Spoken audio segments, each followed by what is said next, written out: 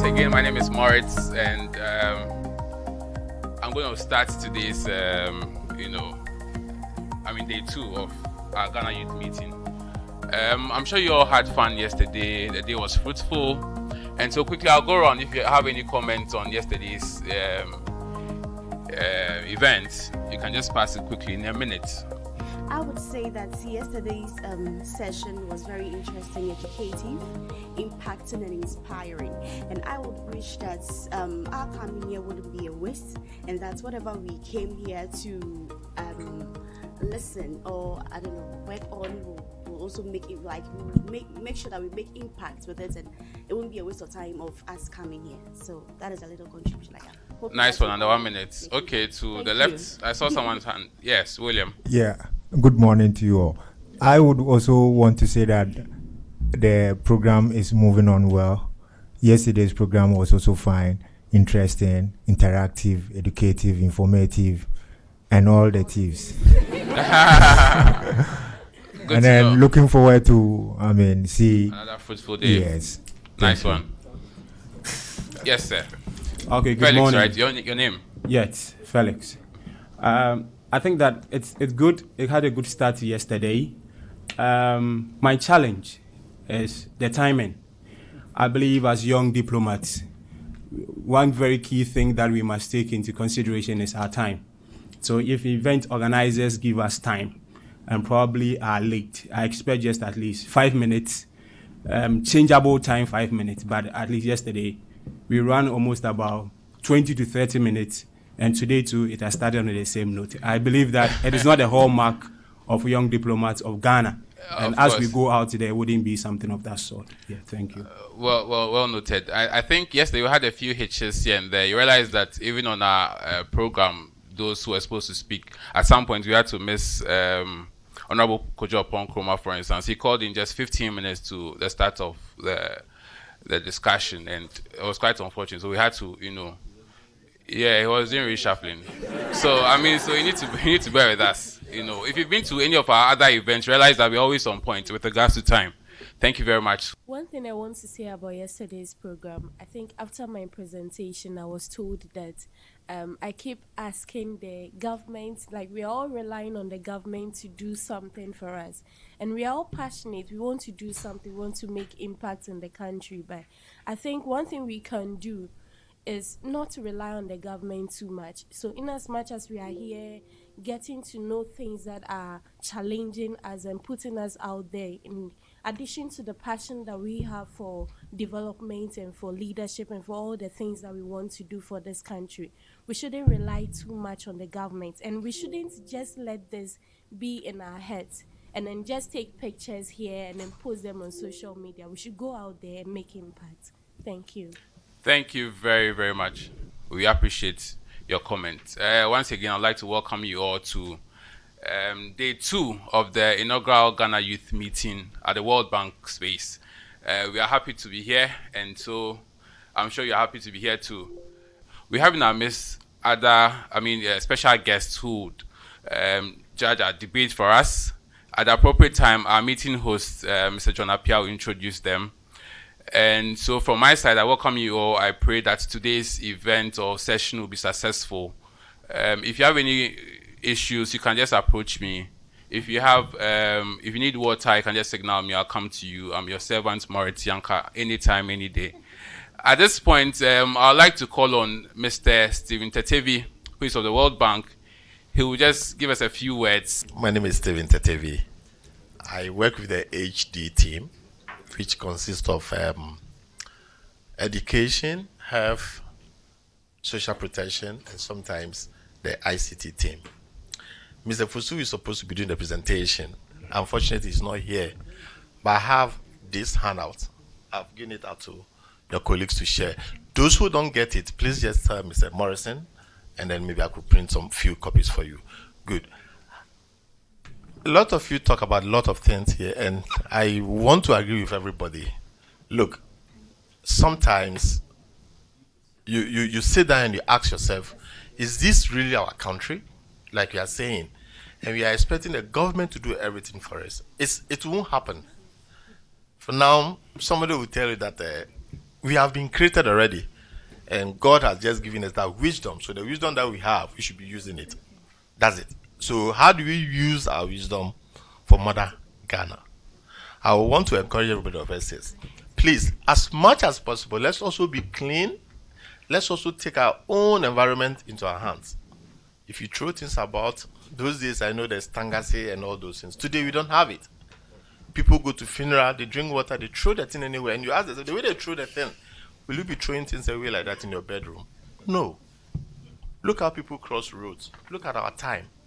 For me, it's my passion that, look, if there'll be one thing we could talk about in this country, excuse me, I'm deviating from this, but I felt so much emotional about certain things that I don't know how people also feel about it.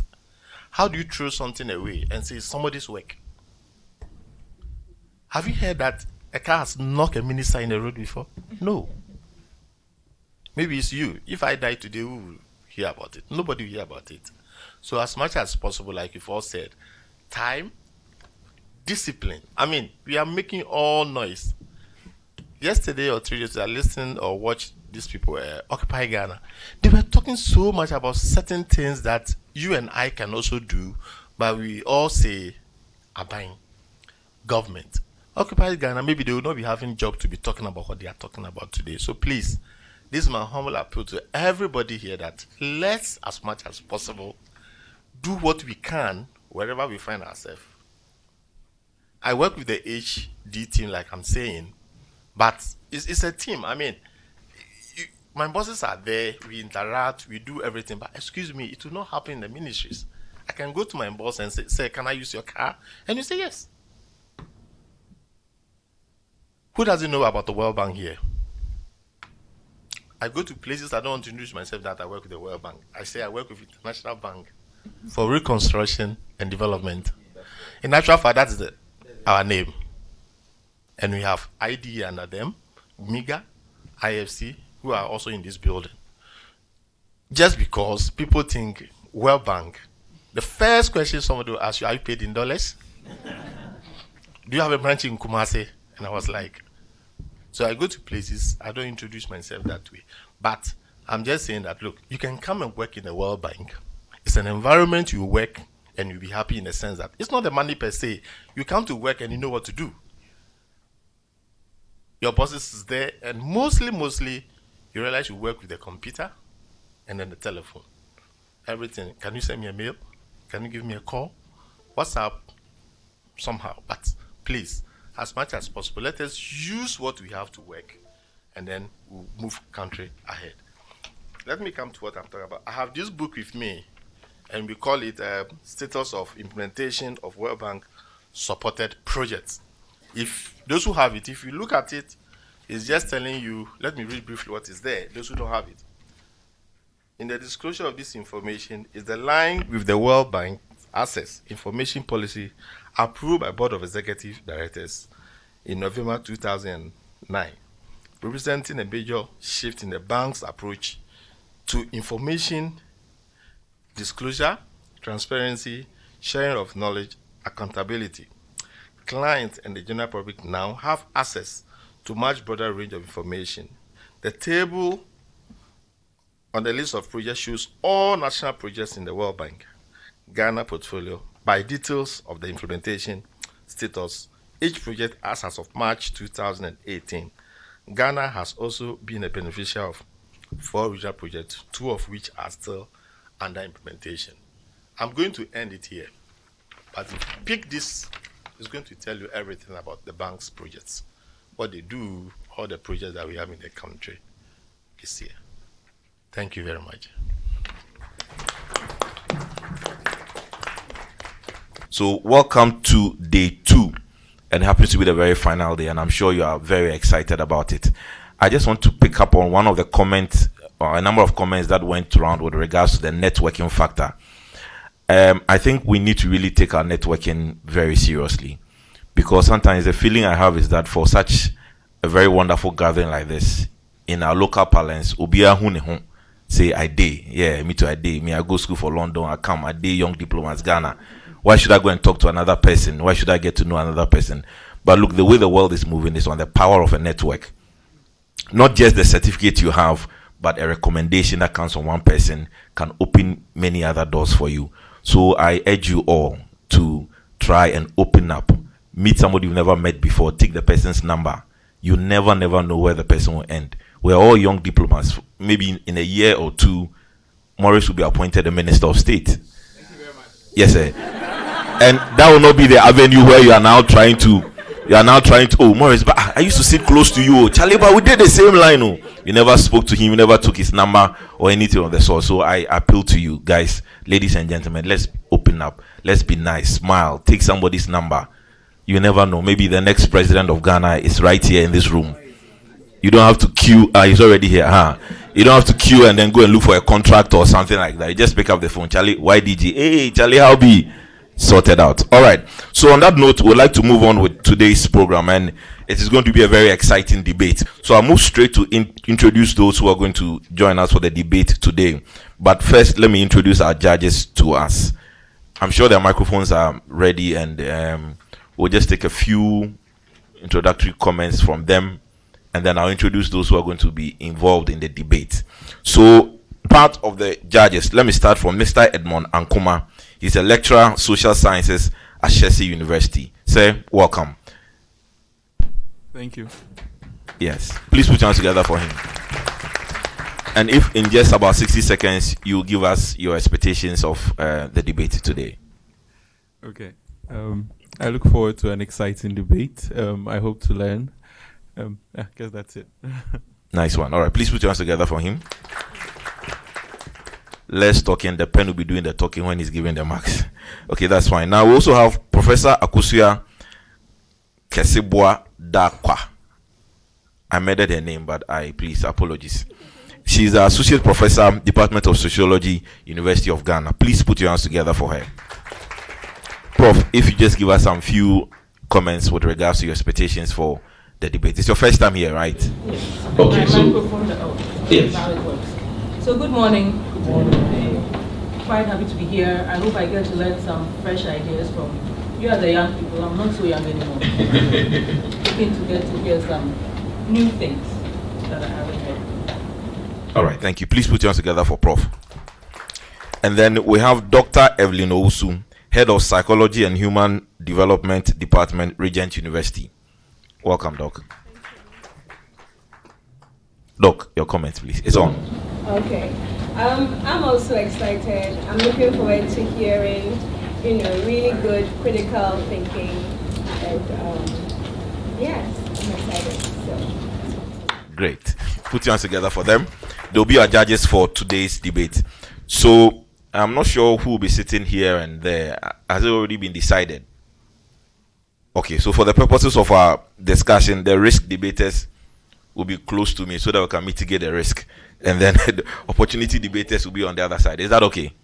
Okay, so this is not scientific, just random. Panel of judges, all protocol observed, ladies and gentlemen. Over the years, there have been several deadly disease outbreaks like Ebola. There have been never-ending wars, immense hunger, and chronic poverty across the continent of Africa. And most of these unfortunate events have been linked by our own Africans as conspiracies of the West to rid Africa of its growing population. Whether you believe these unfortunate events as conspiracies or not, the fact still remains that Africa's youthful population is growing, and it is growing at an alarming rate that is taking into consideration the availability of infrastructure and the usage of resources. My name is Jolali Agbanu, and I speak for the motion, Africa's youthful population boom is a risk. To begin with, kindly permit me to share a bit of insights into the background and estimated projections to Africa's growing youthful population as recorded by the Mo Ibrahim Forum Report 2018. And also the World Bank and the United Nations also share similar statistics. Africa is now the fastest growing population in the world. It grew by more than 400% from 1950 to 2015. In the next 20 years, Africa's population growth will account for half of the total world population growth, growing at an average rate of 1.6% per year, and this is expected to continue rising until the year 2100. Between now and 2050, Africa's population will more than double from 1.2 billion to more than 2.5 billion. During that period, half of the world's population growth will be concentrated in 9 countries, 5 of which are in Africa. In addition, 26 African countries are expected to double their current population size by the year 2100. 6 of them are projected to increase their population by more than 5 times. This population estimates and projections have and will continually, as predicted, put significant strain on certain key areas in Africa, including education, poverty, unemployment, you name them. The UN defines the youth as persons between the ages of 15 and 24 years. Many of Africans fall within these age ranges. However, some African countries even have wider age ranges. For instance, the youth range of Ghana and Nigeria ranges from 15 to 35 years and 18 to 35, respectively. The Mo Ibrahim Foundation projects that persons who fall within these age ranges in Africa will fall by 2050. But that notwithstanding, this constitutes and remains a higher percentage of younger population than in other world regions. This population hikes will require specifically larger amounts of national expenditures allocated to education, employment opportunities, basic services, housing, and many others. In Ghana, for instance, the infrastructure and human resources are unable to match up with the population hikes in our senior high schools, and it is forcing the government of Ghana to implement an ineffective and non-workable double-track system. The call for a double-track system to accommodate these large numbers validates our concern that population increase will and continue to do more harm than good to Africa. Population increase has adverse effects on our people-teacher ratio. Class size and people-teacher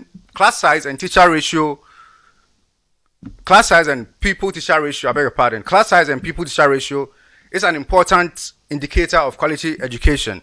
While countries in Europe have on average 10:1 people to teacher ratio, African countries such as Ghana, Nigeria, and South Africa have people to teacher ratio at 27:3, 23:2, and 33:6 respectively, as recorded by the World Bank.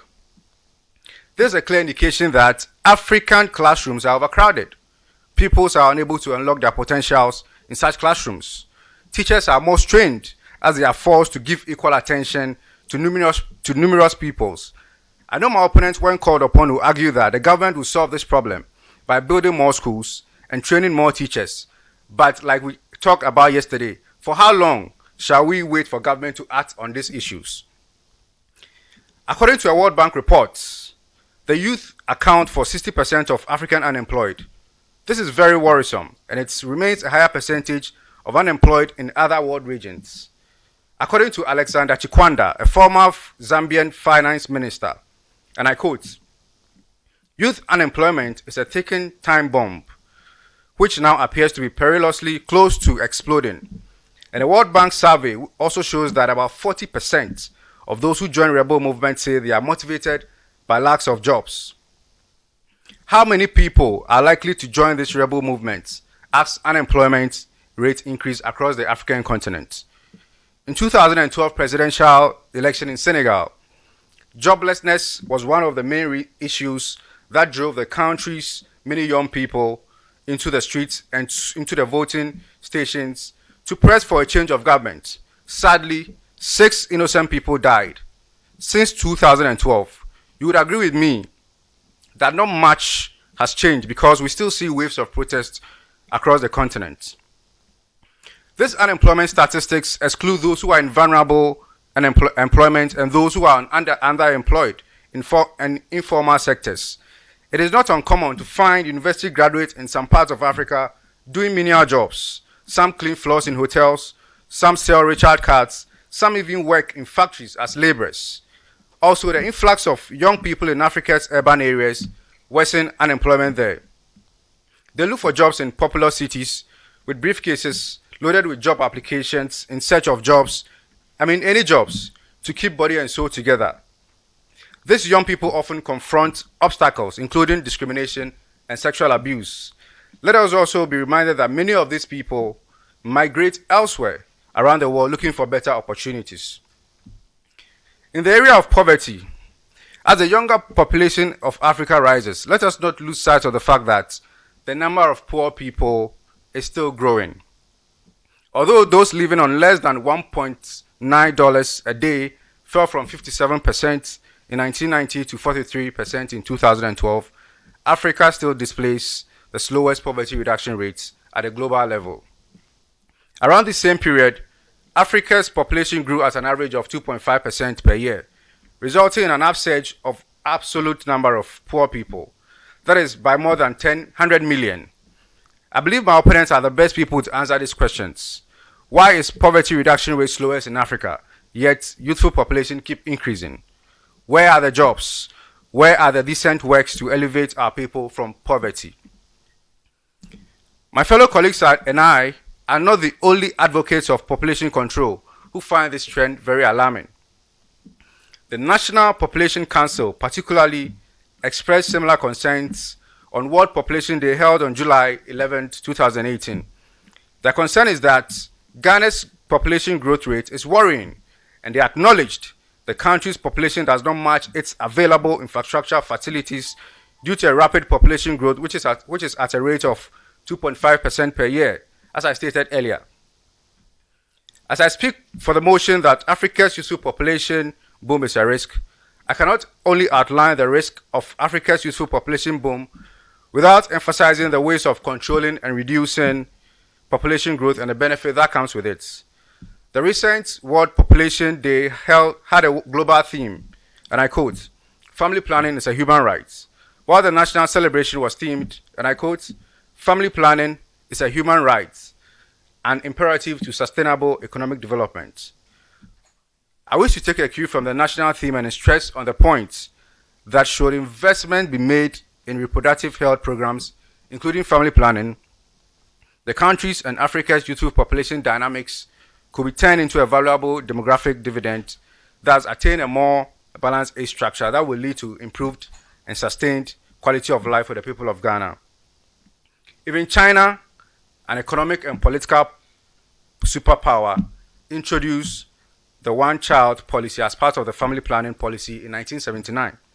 And that, according to the Chinese government, helped save the country over 400 million births. This 400 million births are not part of the numerous Chinese citizens thriving across the continent of Africa, particularly in Ghana, engaging in galamsey illegal mining.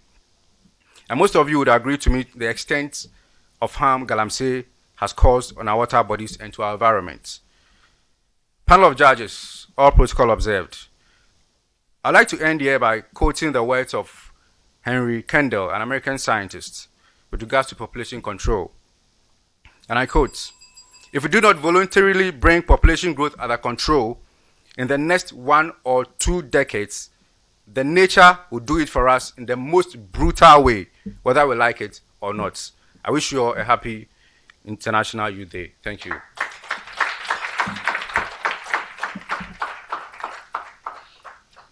So we invite the principal speaker for the opportunity debaters. Please welcome Ekuya Sewa Ampong.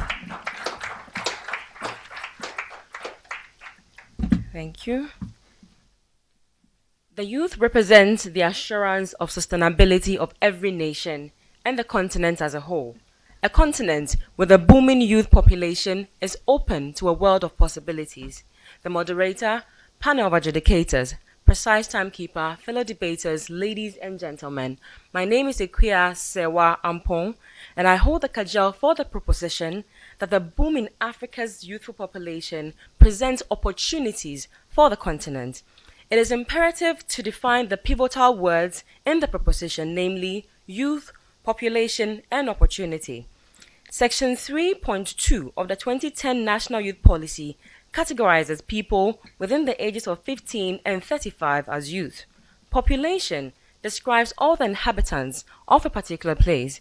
Opportunity, according to the Webster English Dictionary, is a time or a set of circumstances that makes it possible to define or makes it possible to do something that one wants to do or have to do, or the possibility of doing something. A synonym for booming is flourishing. Our proposition, therefore, in other words, is that the flourishing number of inhabitants in Africa between the ages of 15 and 35 is providing the right set of circumstances that makes it possible for our continent to be what it wants to be, and as a matter of fact, what it needs to be. To gain a better understanding of the proposition, it is quintessential to look at things Africa needs and wants. Africa undoubtedly needs economic development. Economic progress comes from a number of factors, including, but not limited to, the following. 1. Population and manpower, natural resources, physical capital and infrastructure, human capital, technology, and the law. For the purpose of our discussion today, we would concentrate on Africa's need for population, manpower, and human capital as the foundation of its economic progress. Population is considered an important determinant of the economic growth of the country. The opportunities a large youthful population provides are as follows. 1. A larger market for goods and services. 2. Opportunity for more export and less import. 3. Opportunity for medical, agricultural, and industrial innovations. And finally, a vibrant manpower to be at the helms of affairs. The aforementioned will be deliberated upon seriatim. With respect to a large market for goods and services, it is respectfully submitted that a flourishing youthful population comes with an increased demand for goods and services, be it food, clothing, building materials, request for health professionals, and legal consultancy, among many others. A continent with a booming increase in demand for goods and services has an opportunity to increase its production and supply of goods and services.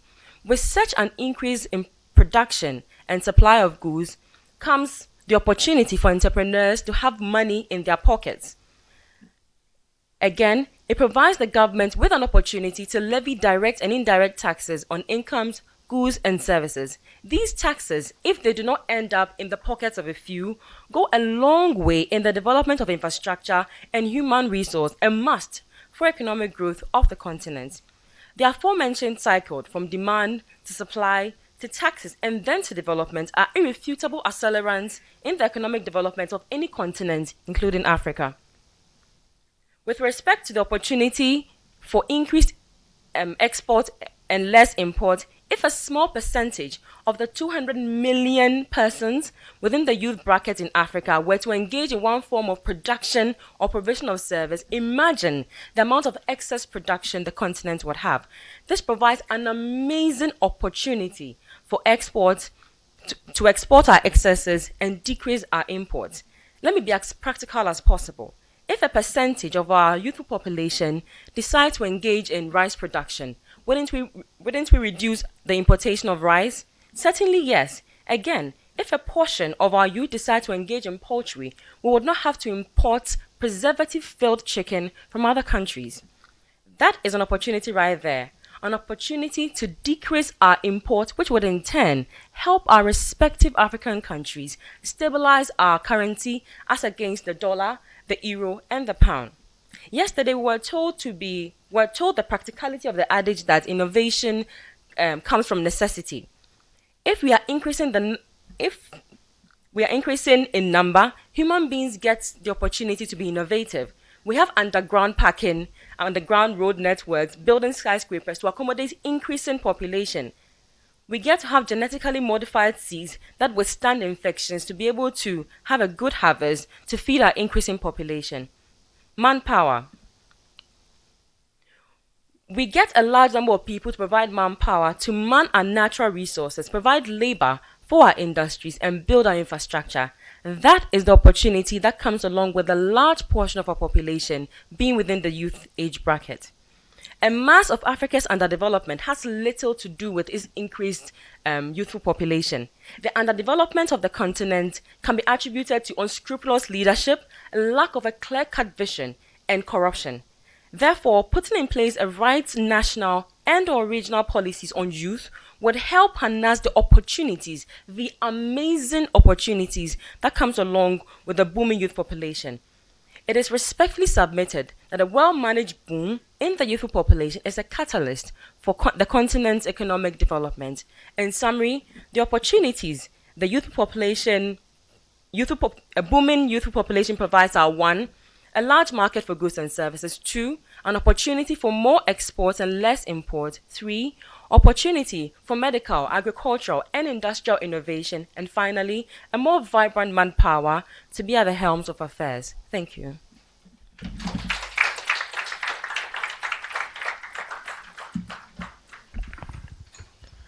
Thank you very much, Ikuya. Now let's move on to the first supporting speaker for the risk debaters. Esther, please, let's welcome Esther.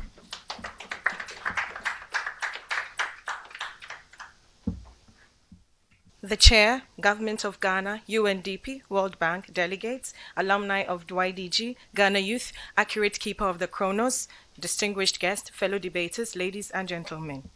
Before I introduce myself, can we observe a moment of silence in honor of the departed souls all over Africa who, due to overpopulation and congestion, fled their various countries in search of greener pastures, and also ponder over the shocking and unthinkable dust thrown into our eyes by my opponents? It is mentioned that since the dawn of Egyptian civilization, man has never agreed to agree, but I have taken the mantle to lead my opponents, who obviously are in the dark, into the light. I'm Esther Nicole Opoku-Adomaku, and I'm for the motion because I count myself a potential risk to the African continent. According to YouTube.com, a youthful population is a decrease in the median age of a country, which is often a result in the increase of birth rate. My opponents may argue that a large working age population means more income and development in a country, a strong military and security force in the future, and also a large tax base for the country. But who amongst us needs an emphatic reminder that the major challenge in Ghana and Africa is the lack of consistent measures for the population and labor market and a high percentage of human resource with unmatched platforms for jobs? Henrik Herdal, a Norwegian demographer, stated that a country's risk of conflict rises 4 percentage points for every 1 point increase in the youth population. And according to the World Population Review, Ghana's fertility rate is at 3.94 children to women in the rural areas and 2.78 to women in the urban areas. Now, if Ghana's population is at 2.18%, need I explain the consequences in the next 10 to 20 years? Across the world, Africa continues to represent the lowest income population, yet presents the most births. It is true that good book tells us to reproduce and fill the earth, but what kind of earth will we have if there aren't enough resources to cater for each man? In 2016, His Excellency the President stated something I hold in high esteem up till now. It says the best investment any country can make is in people and the youth. The reason he promised every Ghanaian child the right to secondary cycle education. Although this was good news, it bugged the minds of many Ghanaians who thought the fast rise in population could make the free SHS education vision a fallacy once their government is out of power. No wonder the double track system for senior high school students is drafted to commence soon. Did my opponents, who have not ceased to baffle me, say a rise in population means a great birth of entrepreneurs, creation of jobs, and reduced unemployment? Let me laugh out loud. An entrepreneur who does not have the right to education and platform to start and sustain a business, is that one to an entrepreneur? In Ghana, 6 out of every 10 people are entrepreneurs, which is never a bad thing. But establishing businesses that collapse after a year or two definitely makes a bold statement on the wobbly structures and misplaced systems, not only in Ghana, but across the African continent. I speak as a victim. Another boggling factor is that technology, innovation, and artificial intelligence are fast replacing activities and jobs that could have been done manually. This certainly calls for alarm. Having a youthful population definitely has several advantages, but the few disadvantages, like the sword of Damocles that hangs around the neck of the African continent, are more than enough to send its citizens to their early graves. Lots of youth and young people have been withdrawn from school because the present working population cannot afford their education, dreams shattered. Violence and political instability is the order of the day because most distressed and unemployed youth who are promised the keys to heaven and earth therefore offer their unflinching support by leading grassroots campaigns even to the point of chaos and death, wake up to castles in the air after their political parties attain power. Ladies and gentlemen, I have been battered, shattered, and tattooed ever since I chanced upon the World Population Review components of population change in Ghana in 2018. Viz. 1 birth every 36 seconds, 1 death every 2 minutes, and 1 net migration every 26 minutes. If the youth must contribute to achieving the SDGs, how can Goal 3 be achieved in Ghana with these components of population change and existing cankers like no birth syndrome, maternal mortality, etc.? The National Population Council of Ghana deems it right to suggest and develop eclectic ideas to limit number of children to 3. Suffice it to say, it is no news that every African youth is fighting to stay relevant in the society. If this becomes impossible, migration to seek for greener pastures becomes inevitable. In those days of old, probably this was not a problem. After all, our own Osadifo Dr. Kwame Nkrumah stowed away on a ship to seek for milk and honey for the good people of Ghana. This leads to the creation of shanty towns, poverty, prostitution, crimes, and finally conflict, which are seen in many parts of Africa. A typical example is what happened just last week in Doma in the Brong and Ahafu region, when a group of people posed as civil servants sent by state officials and duped over 60 people in the name of one district, one factory. Former UN Secretary General Ban Ki-moon on Africa Day in 2011 mentioned, and I quote, "Despite advances in education, economic growth, progress remains fragile, inequalities widespread, and young Africans face major difficulties in finding decent jobs and participating in decision making. The African youth are tackling a less than ideal future, and we are seen as an addition and not an integration of this country. If the youth are secured of jobs and systems that can allow creation of jobs, high dependency ratio on the older generation will be fast reduced in many African countries." The chair, the house, accurate keeper of the chronos. It is said, a blow inevitably yours, if earlier encountered, can save you from torrential encumbrances. Therefore, the abled Cohort 2 and myself have placed patriotism and readiness to be a part of the national procedures and policies to save our beloved country from the risks of high population growth. Thank you. As the chronos ticks, we also have to move on. Anyway, let's invite the first supporting speaker for the opportunity debaters, Joel Ofori Amwako. Please put your hands together for him. The chairperson, all protocol observed. One can admit that a youth population boom can only translate into a demographic dividend when there is a strong economy to take advantage of it. One can also admit that a weak economy met with a youth bulge could lead to a demographic disaster. One can also admit that the African economy has been rather weak in putting the right plans and policies in place to take advantage of this bulge. So our real claim is that the youth bulge is an opportunity, a demographic dividend, when all the plans and policies are put in place. The principal speaker for the affirmative presented 4 arguments in support of this claim. I will extend the argument by presenting 2 other reasons to support our claim. First, it will bring about an increase in investment to the dependent population. What is the dependent population? The dependent population is the aged and those under 15. When there's an increase in youthful population, it is the plans and policies that you put in place that will bring about the demographic dividend. Now, my dear fellow talked about an increase in unemployment, talked about there will be a strain in our social infrastructure when the population still develops. But we must continue to invest in the education and health so as to produce competent working force. But at that same period, there must be a major restructuring of the economy. We must look more into research, building more research centers to bring about sustainable development. We must look at export-oriented policies that will demand more labor rather than agriculture and the extractive project like mining, which although adds to the economy, but does not really produce more labor. You must look at the government and private sector must look at training and retraining of the youth to meet the requirements of the labor market. They must also invest in micro, small and medium businesses with financial support, with training and retraining, with mentorship, so that those who can demand more labor and also improve upon the economy. So when you have all this in place, it improves the employment. The youth are put to work, right? So by when all this is done, one thing is also essential. There must be an effort to bring a decrease in the fertility rate. Right? This is the same thing that China did in the 1970s. They realized that they had a lot of youths. We must put them to work.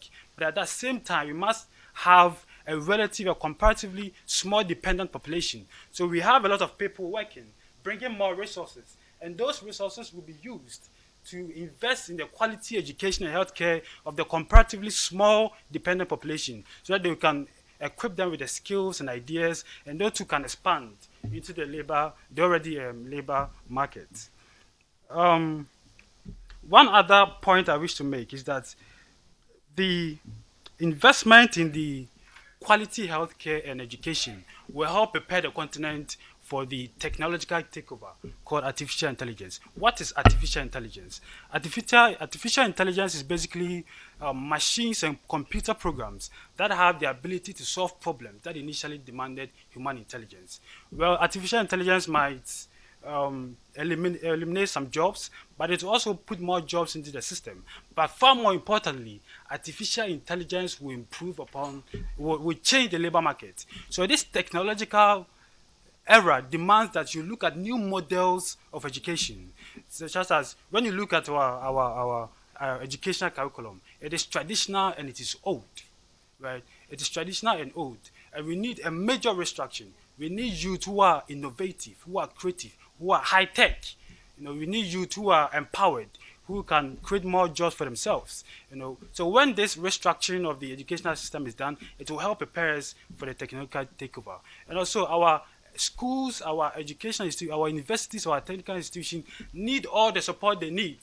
They need all the support to survive in this AI era. So I must point out that it is when the plans and policies are put in place that will bring about a demographic dividend.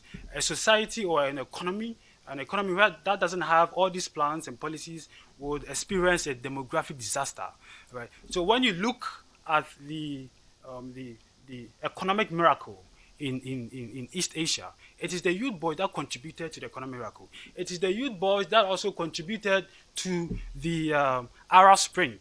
So we have a lot of lessons at our disposal, and the navigation of that will be key to this continent's development. Thank you. Now we invite the second supporting speaker for the risk debaters, Reginald Ni Odoi. Please put your hands together for him.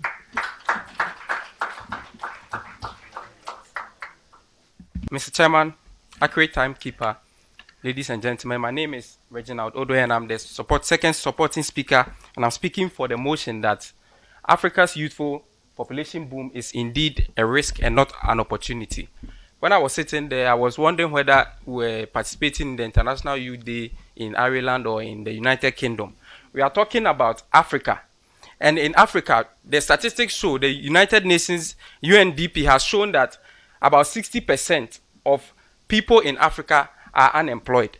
They have been able to list a lot of possibilities or potentials, but I'm very happy that Ekuyasewa, the first principal speaker, said that an opportunity is a set of circumstances which, when in place, will be able to make us do good things. The question is that, are those opportunities in place? Are those opportunities in place? The second supporting speaker spoke about the economic miracle which happened in East Asia somewhere in the 1970s. You know what happened? In the 1970s, they put the youth at the center of their policies for sustainable development. And when they were able to do that, they were able to see a surge in their GDP by 6%. They were able to quadruple their per capita income. But what is happening in Africa? We have mismanagement. We have poor leadership. We have no national, we learned yesterday that there's no national policy on the youth for how many years now? If all these circumstances and sets of ideologies or whatever are not in place, are we not sitting on a time bomb? Tell me. Are we not having a risk rather than an opportunity? Now, they also explained that the youth population boom is going to create opportunity for taxes. They said that it's also going to increase the dependent population. But look at this. About 60% of the youth in Africa are unemployed, as well as the other portion of the dependent population who are aged. So if we have majority of the people who are supposed to be working unemployed, no opportunities. How can you actualize the demographic dividend? In fact, the Financial Times paper has stated that you can never actualize the economic dividend, or whatever they call population dividend, if there are no job creation, there are no opportunities. There are no opportunities in Africa, and it is creating risk. These are some of the risks. The first risk is that it is creating a never-ending cycle of migration, which is serving as a risk to the persons who are migrating themselves, to the countries that they are migrating to, and creating unmanaged cities and slums. Now let's look. In 2016, Angela Merkel came to Africa to visit 3 African countries, and the Nigerian president suggested to her that they should put up a Marshall Plan of aid in order to solve the migration problem in Africa. What did she do? She declined. Why did she decline? Because he said that in the past already, Europe have invested 1.8 billion to help settle the unemployed youth who have migrated, and to also help create opportunities for them. But what has come out of it? Nothing has come out of it. And it's rather creating a risk. You look over the past years, you see the terrorist attacks and the many evils that are happening in countries like France, Europe, and the like. When you check, you see the majority of these are coming from people who are migrating, most of whom are migrating from Africa. We just heard recently about the Ghanaian KNUST student who traveled to, who has joined the terrorist group. It just shows that we are sitting on a time bomb, and it's a serious risk to the continent. The second point that I also want to raise is that the youthful population boom creates a potential for the recruitment into terrorist organizations, and also causes a fuel for youth uprisings and civil instability. Let's look at what is happening in Somalia, Al-Shabaab. When you look at Kenya, we have the Mungiki sect in Kenya. We also have Boko Haram and what they are doing in Nigeria. And we also have recently the Al-Qaeda, what they are doing in Mali. All these people, the constituents of these groups, are idle African people who do not have opportunities, and therefore have to join these groups and cause the continent to be safe. HIS June's Terrorism and Insurgency Center has shown that the terrorism situation in Africa is very alarming. That until recently, between the years of 2009 to 2017, the terrorism situation has increased, and the risk is 200%.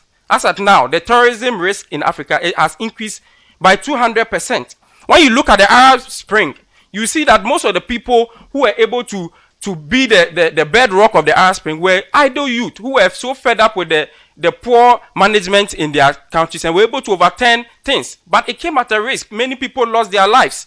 Look at Ghana, we have the invisible forces that nobody is able to do anything to them. Why? Because they are unemployed, they don't have anything to do, and they are more of a risk to Africa than an opportunity. The Population Action International has stated that there's a correlation between the youth bulge and civil conflicts. Let's look at the civil conflicts that happen in Sierra Leone and also in Liberia, and the other civil conflicts that happen in Rwanda. You look at the statistics. The statistics show that the bedrock of those conflicts were people who are youth, people who are unemployed. So it shows that it is a risk rather than an opportunity. And lastly, it creates room for entrepreneurial crime. Like Sakawa, you see what is happening. Most of the people who are doing Sakawa are youth people. So on this note, I just want to say that I support the motion that Africa's population boom is more of a risk than an opportunity. Thank you.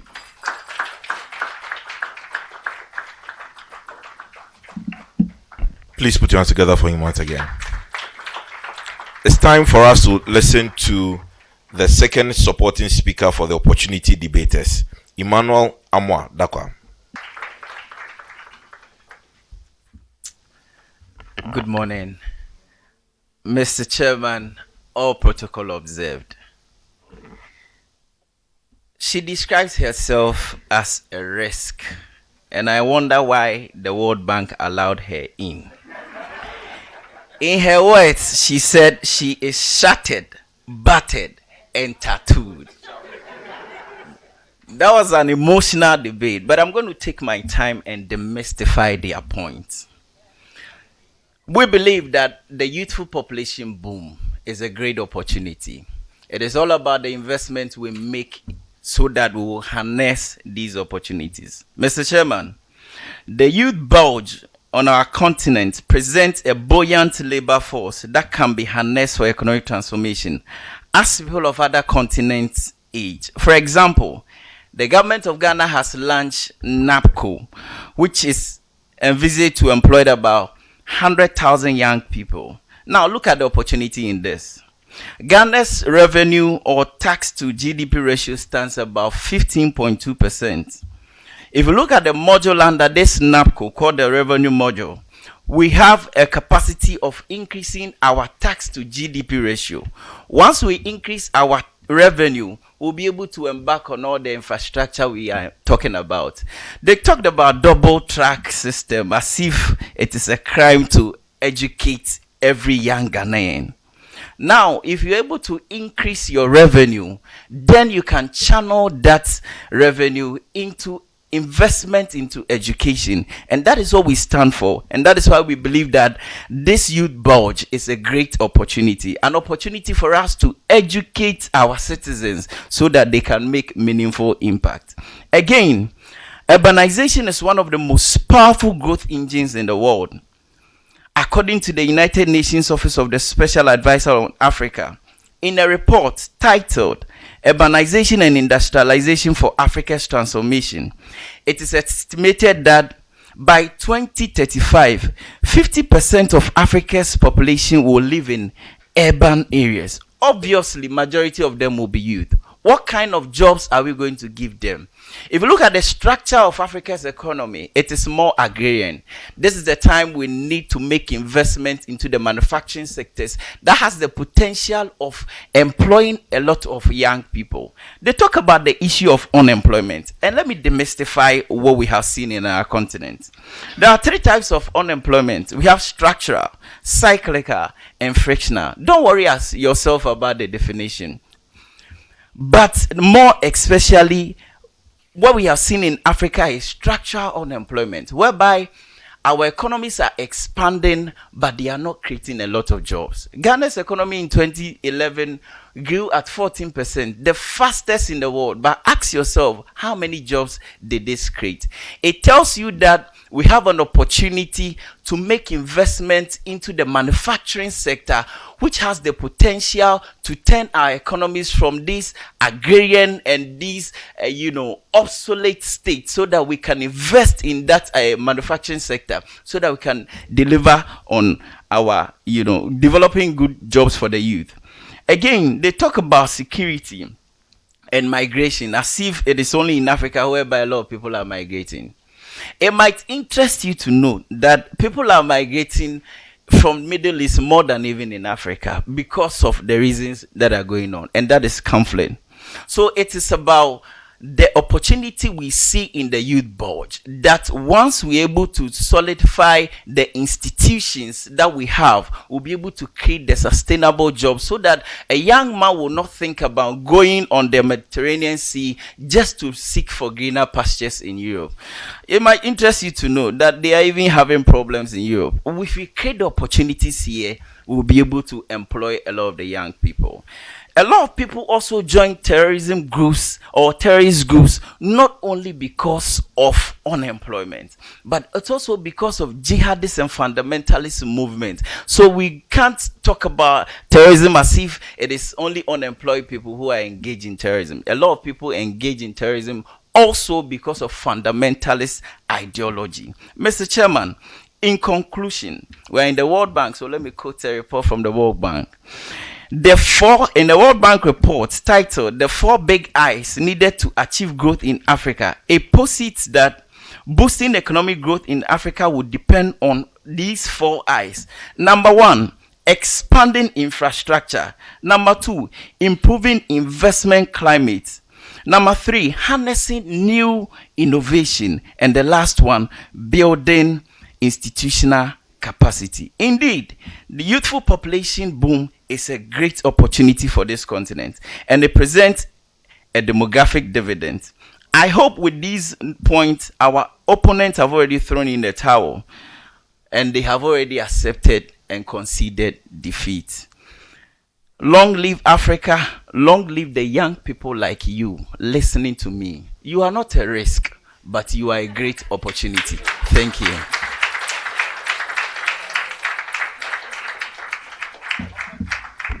Please put your hands together for Emmanuel Amwa Dakwa, second supporting speaker for the opportunity debaters.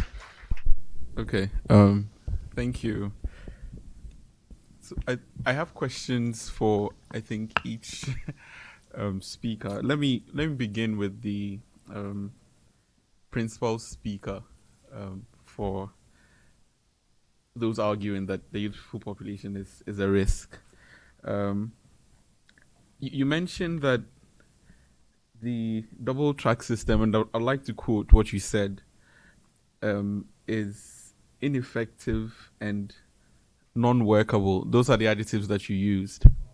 And I don't know, I would want to believe that it would have been better presented as hypothetical rather than evaluative or a given. Could you explain how you evaluated this and came up with the adjectives ineffective and non-workable? Okay, thank you very much. The double track system, it's actually ineffective and non-workable.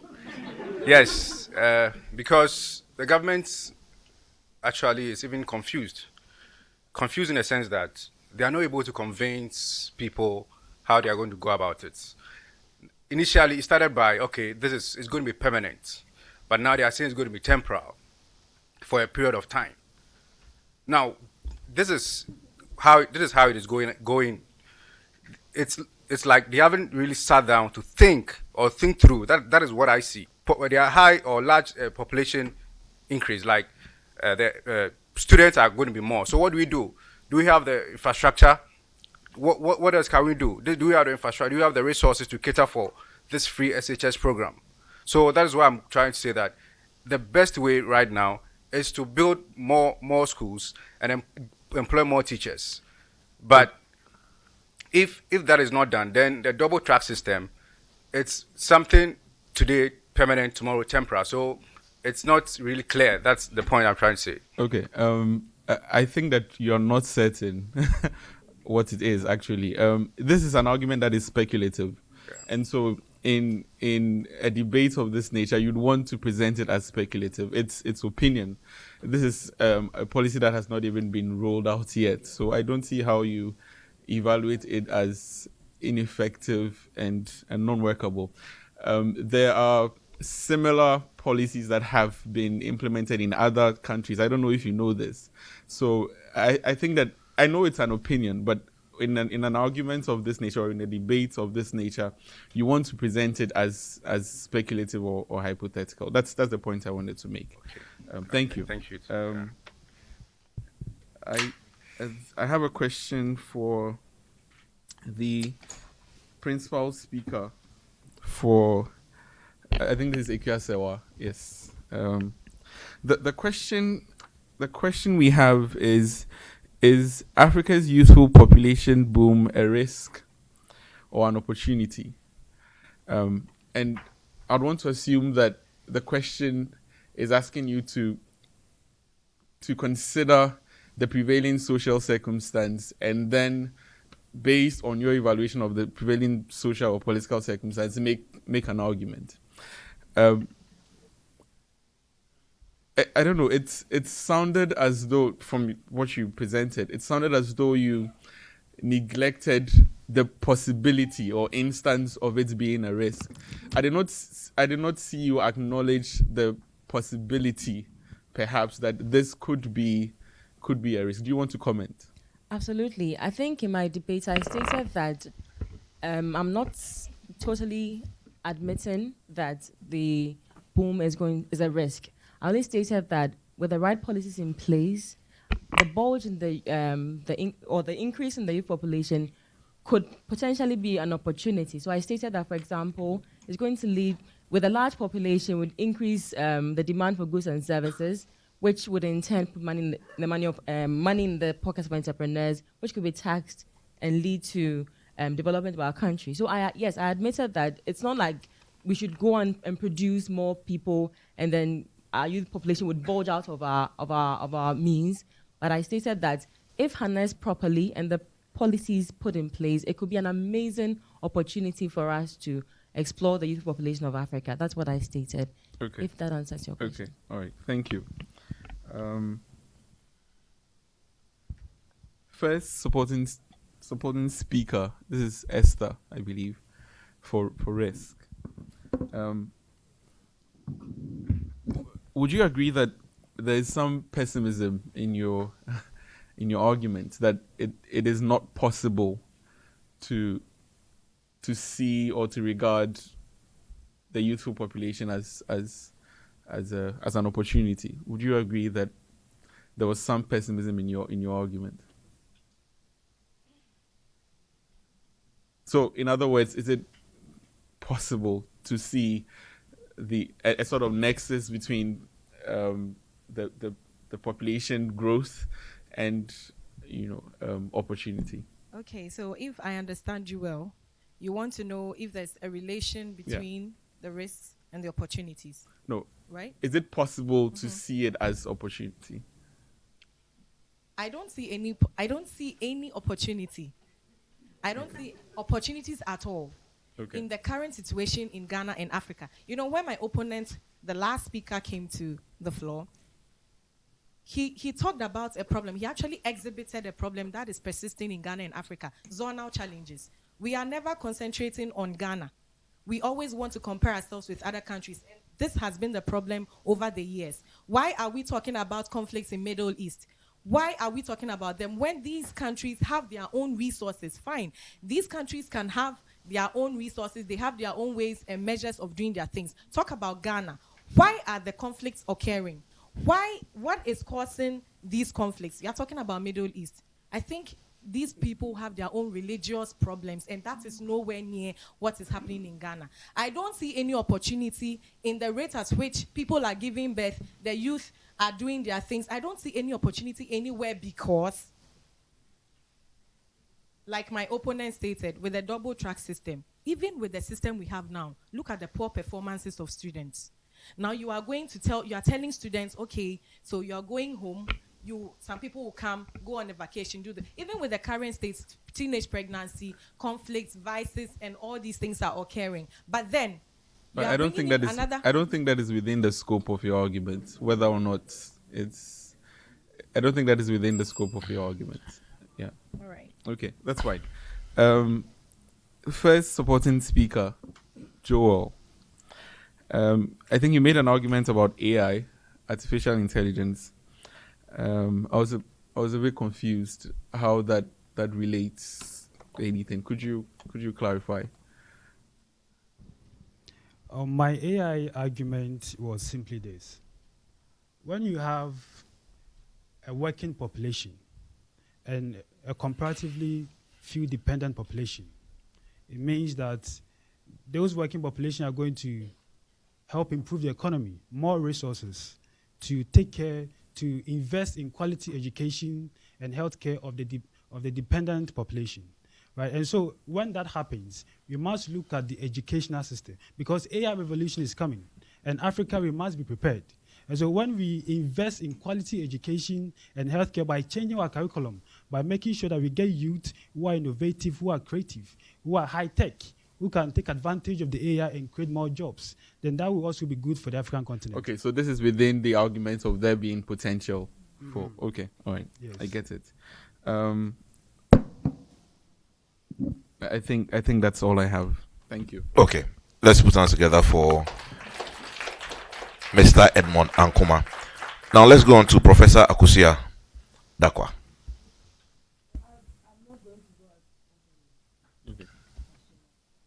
So I'm going to not do it as systematically as Edmond did, but I'll start with the principal speaker for opportunities, right? To what extent, there's a point where you were talking about entrepreneurship and so on and so forth. To what extent would economies of scale feature in this argument of yours?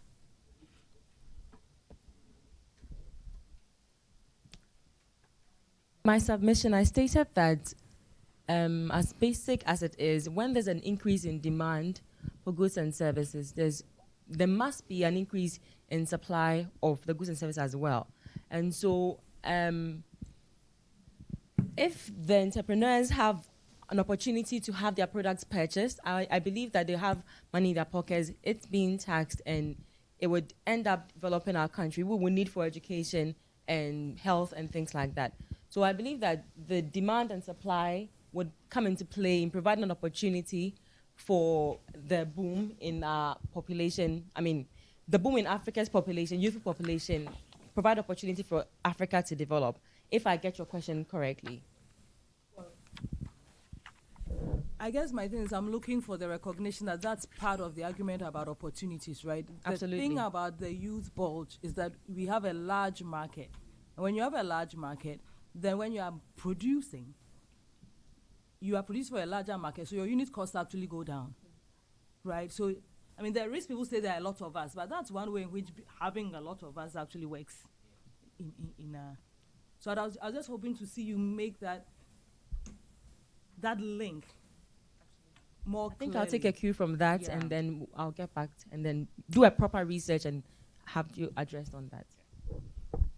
So you're not allowed to use that in your final submissions because it's Noted. It's my argument and not yours.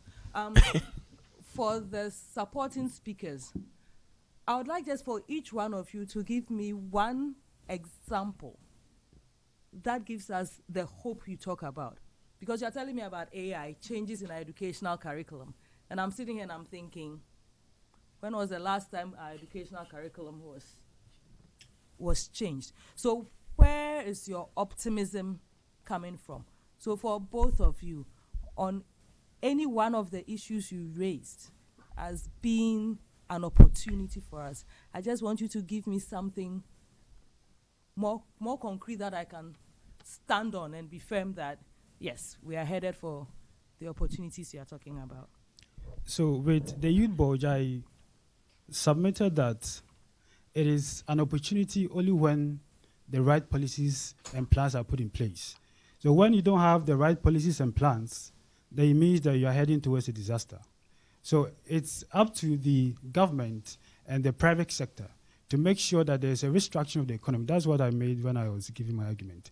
There must be a restructuring of the economy. The government must play its part. The private sector must play its part. And we must ensure that there is an improvement, there is an increase in employment. Because when you have an increase in employment, that means that you have a lot of youths getting back to work. And when you take care of the fertility rate, it means that you have a number of working force who are making sure they're improving the economy. And because you have decreased fertility rate, it means that you won't be having more youth coming in to disrupt what you have. So use the resources to develop other areas, to invest in their education and healthcare. So it is when the right plans and policies are put in place, and that's why you must be advocates to make sure that, to advocate to the government, to the private sector, to make sure that the right policies and plans are put in place. Because it's only when that is done that we can see the opportunities that we've been talking about here.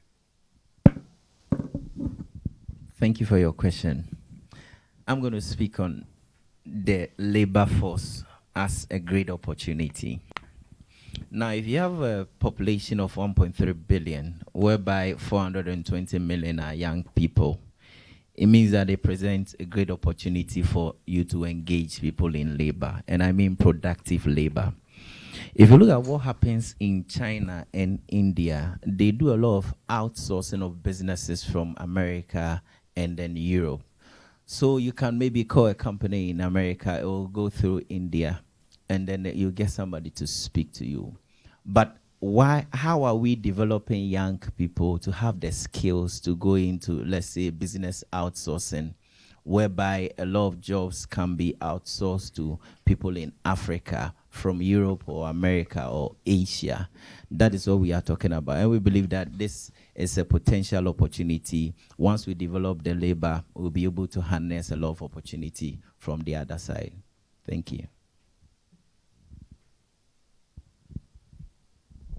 Okay, Okay, so my final question for the principal speaker on the other side.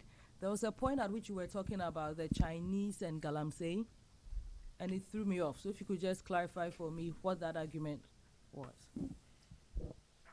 Okay, what I actually wanted to say was that the Chinese are very populated in the world, and they are all over, and you can find them in Ghana as well, and they're involved in illegal mining. They adopted a one-child policy program for several years, and even that, there are still many. And so if that, after adopting that one-child policy for several years, and it has saved them 400 million people, or 400 million births, imagine if they had not implemented that one-child policy. So that's what I wanted to say. They would have been all around, everywhere, and much, maybe we'll have, the impact of galamsey would have been greater than this. So thank you very much. Okay, so thank you very much, Professor Dakwa. Please put your hands together for her. We'll take our final comments or questions from Dr. Evelyn Owusu. Hello, good job done so far. You guys have done well. My first question is for those thinking about the risk, arguing for the risk. You made an argument about family planning and population control being something that we should look at in Ghana. You made a reference to China's policy. I was wondering what your ideas for family planning in Ghana would be. What are some of your ideas for that? For population control. Wow, that's very interesting. Well, I think if those of us or those who are parents here, if you take it in a very small way, for now, or I'll use myself as an example. I come from a family, I have 5 siblings, and my dad was more like a civil servant. My mom was a trader. So in terms of managing resources, things were quite difficult, you know, and if you have a family that perhaps not everybody will get a chance to go to school, or even if you go to school, if fees is going to be paid for everybody and your parents cannot afford, then it would have to be shared accordingly. It would have to be shared, you know, or proportion in a way. So in a way, to make things quite easy, I would propose that if you look at the hardship, the economic hardship, 2 to 3 children will be good. I have friends who give birth only one. They said, no, I'm okay. 1 is enough for me because of the hardship. I also want to have a good life. And so I know Africans, we cherish kids a lot, but I would recommend that we shouldn't go more than 3. Thank you. Okay. And so your recommendation is that a policy is made about that, 2 to 3 children. Okay. So for those arguing for the opportunity, you made the argument concerning exportation and how you know, there's an opportunity for exportation with more people, with the booming youth. I was curious about whether you had any data on or any information about our current exportation trends in terms of what some of the inhibitive factors for exportation is and what some of the opportunities are for exportation here is. Absolutely. So I do not have specific statistics, but one thing I know for sure is that Ghana's import outweighs that of exports. And I believe that if we have a greater number of young people engaged in agriculture, going more into cocoa farming or poultry production and things like that, it will go a long way to increase our excesses, such that we can actually export most of our production here. So I don't have specific percentages like there's a percentage or that, but I know for sure that our imports exceeds our exports. And with a large population and people engaged in production of goods and services, it will be an amazing opportunity to have excesses to export. Thank you. Okay. So My final question for the delegates arguing for the opportunity, or the alumni actually arguing for the opportunity. And the question is, you talked about new models of education. Concerning the new models of education, again, what were some of your ideas? With the new models, for example, with the revolution coming, it means that right from primary, for example, students must be exposed to coding. They must have some appreciable knowledge in coding, how to build websites, how to build applications, computer applications, and that would be good. And the kind of syllabus that we use, when you look through it, for example, integrated sciences is very traditional and obsolete. So we have to, get people to sit down and maybe take a cue from those developed countries, how they are doing things, how the students are learning, and how we can implement some of them here. Thank you.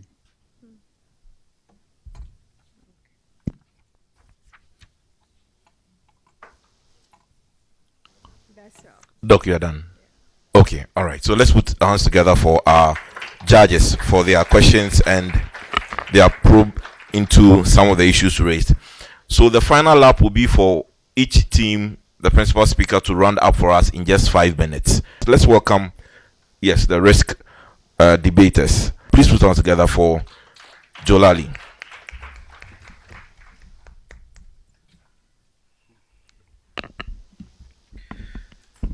Okay, thank you very much. I don't know if I should continue to find the fault or punch holes in our opponent's arguments, but I'll just take 3 points from them, and then our opponents talked about the population increase being an opportunity for larger markets and for goods and services. But if you look at the production sector, when there's a larger market, it's an opportunity to make good money. And what do? They produce inferior goods to the people. And these inferior goods are likely to highly cause harm to us day in and day out. Now, 30, 40, they are actually going obesity and diabetes and all that. So we have to really reduce population so that we can get quality products, so that when production is being made, they will give us good products. Also, looking at the services, when the numbers are large, you don't get good services. Go to the passport office, go to certain areas in this country. When the numbers are large, it becomes very difficult to get the service. But when you have sizable numbers, there's time for you. They look at you very well, and then take good care of you as well. When it comes to the area of education, we have to reduce population because there have to be the people-teacher ratio should also be around the recommended, which is around 10 pupils is to 1 teacher, and which is, if you go to most of the European countries, that is what you find. In the area of my opponent also said that we should restructure the economy. I would say restructuring the economy, controlling population too, should be part of restructuring of the economy. China did it, and in a way, they wanted to restructure the economy, so they had to, introduce a one-child policy. And also in the area of urbanization, Africa we say Africa is urbanizing, or we're having cosmopolitan cities and all that. But if you really take a drive into the cities, you see that there are a lot of emergence of slums, communities all around. And I think it's very worrying. The effects, you agree with me, the impact that slums have on our societies. So with it, we still stand by the motion that Africa's youth population boom is a risk, and therefore there's a need to control it. Thank you. We'll go to the final speaker for the opportunity debaters, the principal speaker, Ikuya Sewa Ample. Okay, you like it? Okay, all right. So please put your hands together for Emmanuel Dakwa. Thank you very much. I wanted to start with our points, but he made a point I can't just get my head around it. How can you say that large population reduces the quality of service? And you use passport office as an example. I just can't get my head around it. I know you're going to make your judgment. Now, what we have been talking about this morning is that we believe that the youth bulge is a great opportunity. And these are the points we have raised this morning. We've said that it's a great opportunity for labor, whereby we are getting 420 million people fall within the youth bracket. This is a great opportunity for us to enhance the skill of labor so that we'll be able to get the development we need on our continent. Again, we made a point about technology and artificial intelligence. There are a lot of problems on our continent that we need technology to solve. And I give just two examples, one in Ghana and then one in Cameroon. In Ghana, there's a company called Farmerline. What they do is that they provide IT services to farmers. So through their phone, they can access weather, they can access the prices of their product, they can access input for their product. This is a continent whereby we import food to a tune of $35 billion annually, according to the African Development Bank. Once we have these technologies employed, we'll be able to solve and change the narrative. Let's bear in mind that trade deficits affect our currencies, and so we see that the Ghana cedi and all the other currencies, the Zambian kwacha, whatever you can think about, because of the large importation of food and other consumables, it affects our currency. We are saying that we can invest a lot in technology, solve our problem, so that we can get a lot of foreign exchange into our economy. Linked to that is the export market we believe in. Once we're able to produce a lot and then in excess, we'll be able to export a lot of goods and then also services. Once we're able to do that, we rob in a lot of foreign exchange, which cushions our net reserves, and our currencies will be very strong. We have also made a point about urbanization, whereby we believe that by 2035, a lot of people, or more than 50% of Africa's population, will be living in urban centers. What is our approach to solving the problems that might come? It's about spatial planning. It's about investing in the manufacturing sectors so that we'll be able to employ the labor force and we'll be able to get the jobs we need for our young people. We have also said and argued vehemently that this youth bulge is a great opportunity for a larger market. And Prof raised a point that we cannot use, so I will not use the economies of scale, but it's a great opportunity. Now, to the rebuttals. Our friends talk about unemployment as if unemployment, it is only in Africa we have unemployed young people. It is a global phenomenon, but it's all about how we put in policies and measures so that we can deliver sustainable and quality job. Not any job, but sustainable and quality job. It's all about making the right investments into the productive sectors of our economy so that we will gain a lot of people employed. It is also about, they made a point about security, as if in Africa, people, you see blood on the street by the day. It is not true.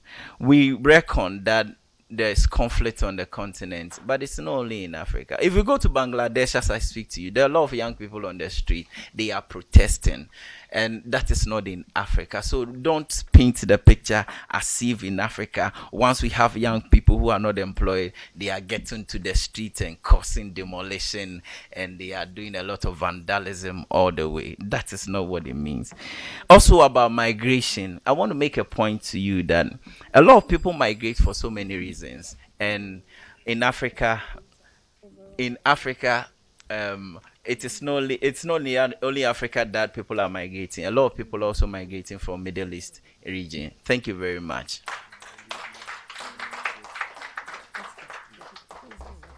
Safe journey as you migrate to your seat. All right. Now we'll just have about 20 minutes where we can get to share our thoughts and our opinions as our judges try to collate the results and then declare for us who the winners are for today's competition. I'm sure you are itching. You want to make a point. You want to punch a hole so big that I'm sure the whole world can enter into it. Well, the ball is in your court. You have your mics in front of you. If you have a comment to make or an input into the debate, either for or against, please feel free. But bear in mind, it is non-scoring. What it means is that Enko baby, but please, let's hear your mind. All right, madam, go ahead. Thank you. My name is Rhoda Boateng. I think at the end of the day, we can all agree that Africa's youthful population boom is both a risk and an opportunity. Now, one might say it's 50-50, another might say it's 80-20. Some might say it's 99.5 against 0.5, but I think it depends on what we do today. And we've already established that we can't keep on waiting on the government to do this for us. Because, let's say every 4 years, typically there will be a change in government. I know sometimes it goes 8 years, but eventually there's a change in government and things keep changing. So we have, as youth, we have to do it ourselves. We have to determine whether it becomes more of an opportunity or more of a risk. So I would like to touch on 3 points, 3 ways we can do this. So on policy, with government's policy on the youth, how are we as youth influencing the policy that comes out on us? On education, are we going to keep sitting down for one government to come and make it 4 years, SHS 4 years, another to come and change it to 3 years? The other time, I went to SHS for 4 years, and I was confused. I was asking my sister, how many years were you in SHS? And she said 3 years. So I was like, oh, okay. And then I think we can all agree that it will keep changing. So what are we as you doing? Are we just going to sit down to let the government do this double track that we know will end when there's a change in government? We have to do more. In terms of entrepreneurship, what those of us who are entrepreneurs, what are our plans in terms of expansion, in terms of how many of this youthful boom that we plan to engage in our entrepreneurship opportunities? We have to think that planning for that because it's happening. But whether it's an opportunity or a risk depends on us. And then in terms of family planning, not too long ago, I was having a discussion with a few of my colleagues at work on this family planning issue. And then one person will say, you can't tell me how many kids to have because I'll be rich, so I can have 7 children and then take care of all of them. But I think it's important for us to realize that you might be rich and you can take care of these 7 kids. But the fact that you are rich and you can take care of them doesn't mean that there wouldn't be any strain on our resources. There will still be strain. For instance, no matter how rich I am, I can't go and do land reclamation and then create an island on the Gulf of Guinea for my children to live there just because I'm rich. So I think it's important that we realize that whether it is a risk or whether it is more of a risk or an opportunity depends on us and act accordingly. Thank you. Thank you. There is the need for us to make sure those, if we have, should be there so that we can see it to be that opportunity that we want to see. Thank you. Okay, so that's a major hole right there. Okay, fine. Yes, who's sealing that hole for us? Yes, gentlemen, please go ahead.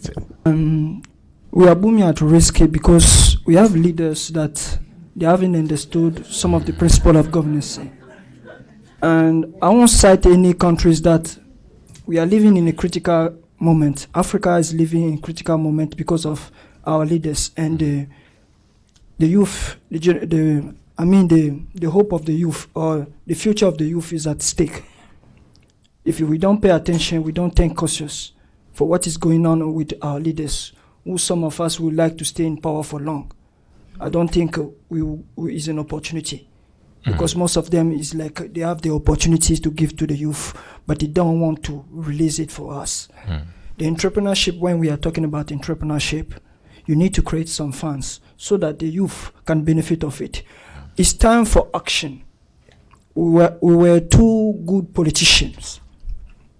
Our fathers, Nelson Mandela, have done a lot. They have done too much. They have spoke. It's time for action. No time for read or giving proposition. It's time to act. And for for the future of the youth, I think we need action.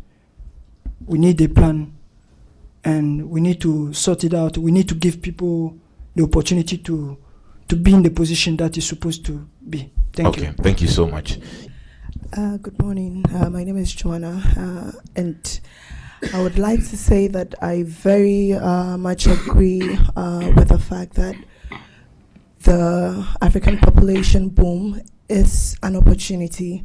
And I believe that with the points that the debaters raised on the risk side, I was a bit shocked, or not shocked per se, but then I was sad that they actually consider themselves as risks in the continent, because this is our time to show what we can do. I feel that if we talk about governance, if we talk about leadership, if we talk about workabilities of continent, of economies, it lies on the people who have the brains to innovate and to think through issues. And I believe that that is a creative part that is with the youth and not with any other generational gap.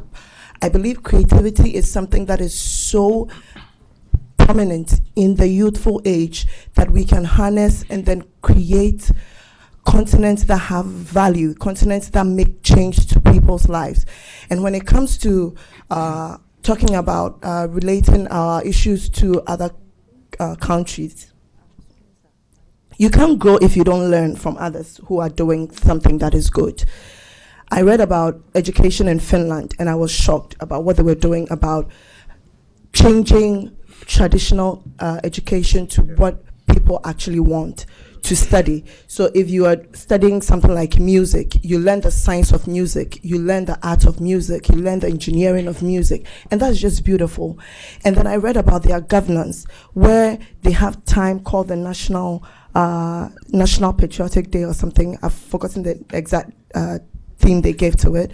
And it was where all government officials, regardless of who you are, you come, and normal people on the street on the day, they come, interact, there's no media, and that is governance. I see it that you are talking about leadership, you're talking about what the leaders are doing, but if we say that government or democracy is government by the people, is for the people and by the people, then we are the ones who are actually running the countries. We are the ones who are really doing what is happening in this country.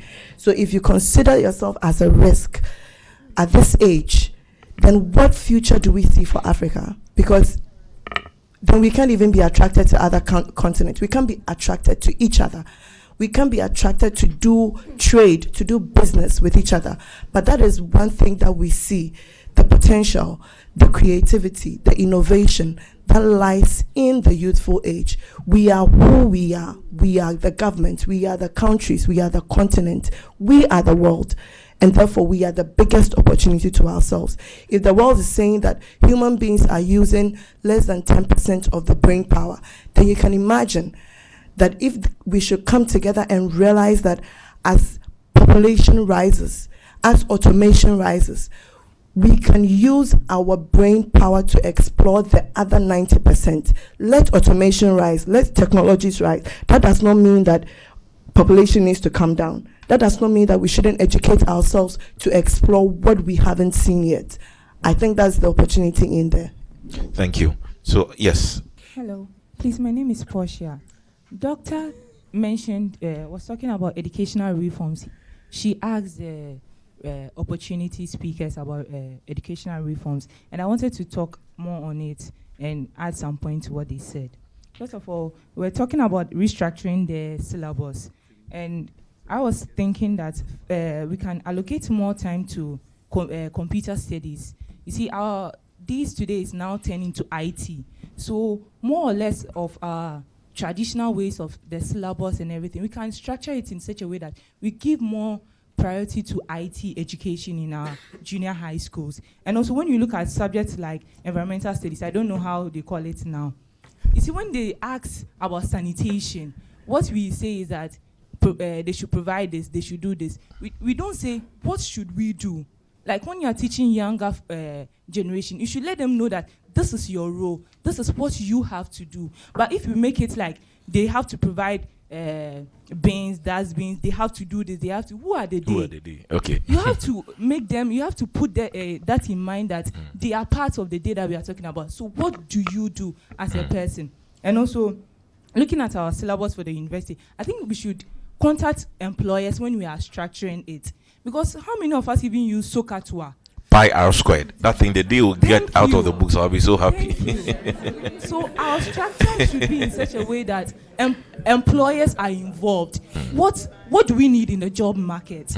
This is what we need. So this is what should go down with the people. You shouldn't teach them something that is abstract and they come out and it's like they are going parallel to what they have been taught or something like that. And our examination process, we realize that our examination process is like chew and pour. You just learn and you just put it down. It has to be practical. Like, you have to be involved in it. They give you a problem question. This is it. If you were in this situation, what will you do? Then the person can think ahead and know what to do. But if you give, whatever I give you is what I expect you to produce, the person people is not keep thinking. learning past questions and pass the exams. They are not Okay. thinking. Thank They're you just very doing much. Anything Great. anyhow. Very And good point. Finally. Finally. They should have career seminars and other things to streamline their thinking and other things. You asked on ideas on family planning, and I work in the area of health. One thing we are trying to do is we're trying to move the Ghana education system to incorporate something we call comprehensive sexuality education into our curriculum.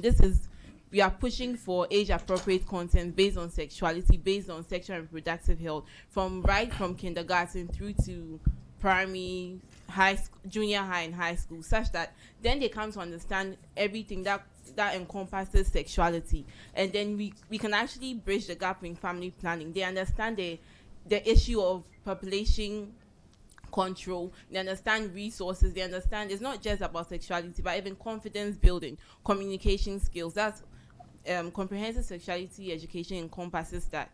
Yes, and also concerning the area of education, we are all seeing technology and innovation, but then I don't know how many of us know that we are moving from STEM to STEAM, where we are also acknowledging the arts, not just the arts in painting, in literature, and everything. So we had to find a sort of balance. It's not just about IT now, but we are finding a balance in between the two. Thank you. From STEM to STEAM. Wow. Okay. I have issues with enacting policies, whether we implementing them. And I want to be sure how we can go about that. You've raised a lot of issues, but how do we ensure that these family planning issues that we're talking about, it will be made compulsory for people to go by them? Where my wife works, the CEO has 2 kids, the security man has about 13 children, 2 wives. And so the one paying you is having 2 kids. You work from 8 to 5. You don't have any other job. You are being paid around 500, 600, even if maximum 1,000. You have 13 kids. How are you going to handle 13. Them? 13, 2 wives. We see a lot of children on the streets selling and all that. We have free education. Is it compulsory? If parents don't take their kids to school, what happens to the parents? Can we have policies that will ensure that if you don't take your child to school until 18 years, you will be behind bars and all that? Can we have all this in place? We keep enacting policies and we don't see them being implemented. I think in the next generation to come, we should be able to do. Okay, good point. Yes. Okay, thank you very much, Mr. Pierre. For some time now, I've been interacting with a few elderly people, and then one thing that I've seen to be common with all of them is that they tell me is that the way we, the youth of today, think, they weren't thinking that way when they were youth. Their mindset and our mindsets are different, and it's like we have a challenge. We see them not performing, and I believe that's the same way that our children will also come and then see us not to be performing, because you can even see the gap as at now that what a 4-year-old child can say, you will sit and then you'll be thinking about it. How did you even get that Conceive idea? and think about that. How come? So with what they are mentioning about technology, about having computer science, I believe that it's about time we we should further and then we should continue to build our brains. The computer we are talking about came from somebody's brains, and we are learning how to use it. But then we should build our brains to also develop more things. Thank you. So 2 more from the delegates, and our special guests or dignitaries here may also want to put in a word. So we'll give them the opportunity to do so. So 2 more delegates. I would like us to practicalize things here in the space that we are occupying here now. We are talking about the space, limited parameters. It depends on the number of people who can occupy this space. 1, has to do with the resources that the organizers of this event have at their disposal. 2, this has to do with regulations. So when you come, you are told to do certain things. Go here, go do the registration, come and sit here. And I ask myself, if these things were not put in place, as some people are arguing out here, that we can just allow people to give birth and then we can have controlled birth rate, can we allow almost about 500 people to enter into this room? Let us think about what is going to happen to ourselves here. 500 people or 600 or even, let's say, 200 people into this space that we are all in now. And that is what we are thinking. Let us think outside of here and go to the continent and go to the country now in saying that just because we have the land, and even the land, we have where we can also stay, non-habitable places and habitable places. Do we have that? The resources of Ghana, as I grew up, still continues to be the same except the oil, which is, I don't know whether it's been a blessing or a curse to us though. And then also our regulations, do we have those regulations to regulate how we give birth? And I believe that the honors and also one challenge, one lady told me that, listen, I have the responsibility to decide whether I want to give birth or not.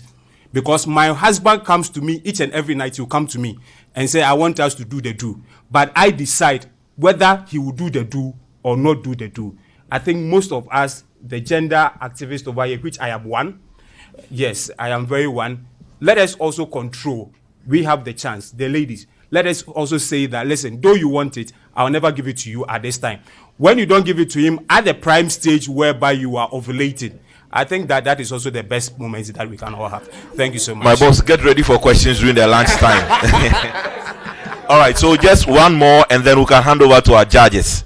Africa's youthful population is both a risk and an opportunity. But as we learned last time, just the last day, we learned that we should have a positive defiance, or we should have a positive outlook to life.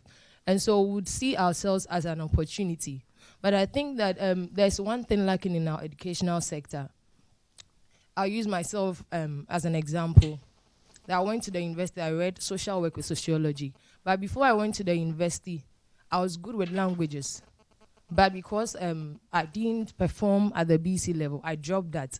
But I finished university and I realized that there's this strong desire, this appeal for me to continue with the languages. And I think that the most important thing for us to have in our universities and our senior secondary schools is counselors and mentors. If we should have counselors, they'll be able to identify these potentials, and then they'll be able to advise you and help you to come out with your strengths, and then from there you can develop them. So I'll say that if I should have had that opportunity, I would have read, or I would have selected another course, which would be languages. And from there, I think that I would have gone ahead. As of now, I've done German, and I'm aspiring to do more. So I think that in our educational sector, we should, in outside countries, we have social workers, we have psychologists, we have counselors, and I think these people will go a long way to help our students to identify their strength and be able to maximize their potentials. Thank you. Okay, so that's a fair point. Yes, hello. I'm Anthony Palmer from the U.S. Embassy, one of the vice consuls there. One of the gentlemen made a point about China, and so I believe he said that they had a one-child policy and that it was very effective. I actually study China, and I can tell you that they have selective abortions. A lot of times, the parents would rather have a son instead of a daughter, which has led to a gender imbalance in which there are too many men but not enough women to date.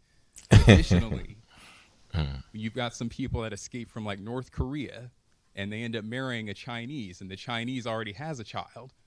But because they can't register more than one child, they end up with a lot of other children who are not registered at all, and they can't go to school, they can't go to the hospital. So in light of this information, I'm curious if the gentleman wishes to revisit his comments about the one-child policy working. That's all. Excellent. So we have some very interesting opinions, fact-based opinions. Anyway, that's fine. Thank you so much, Dr. Palmer, for that point. My name is Gabriel Shanika. I'm from the Namibian High Commission. First, I want to congratulate the two teams. Those who are say it's a risk and those who are say that it is an opportunity. But before I justify why I say I'm 50-50, I want to ask one question for all the people who are present here. Because sometimes we are talking about Africa Union, Africa. Can those who know what is the title of the African Union anthem raise their head so that I can continue?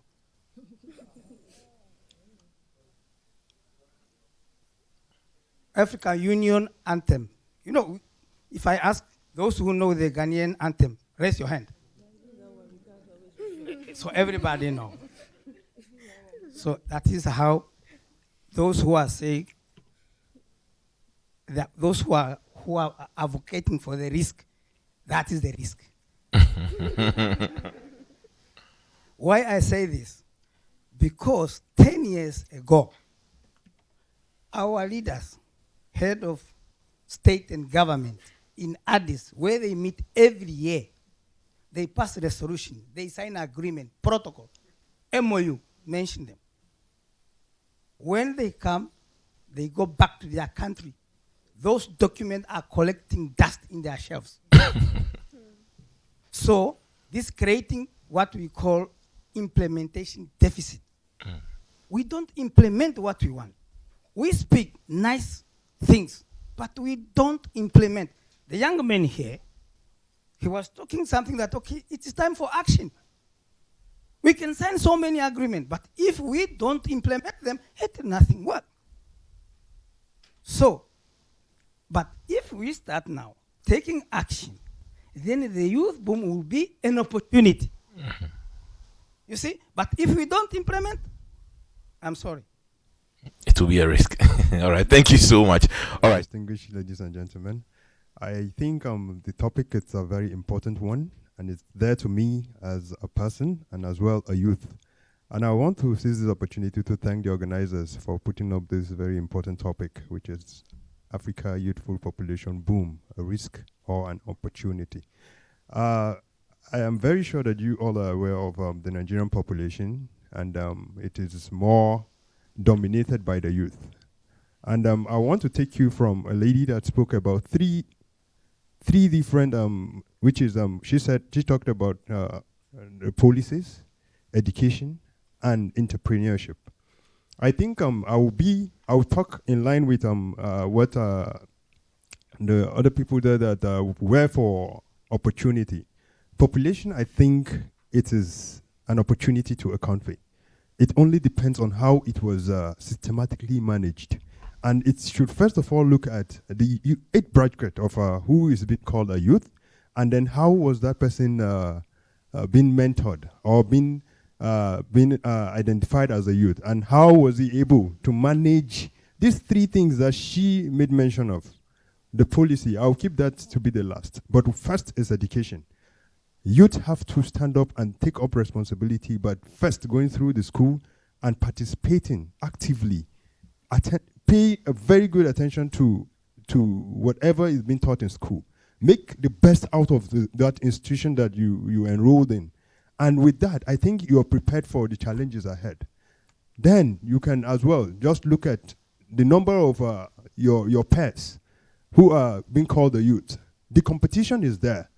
But can you initiate?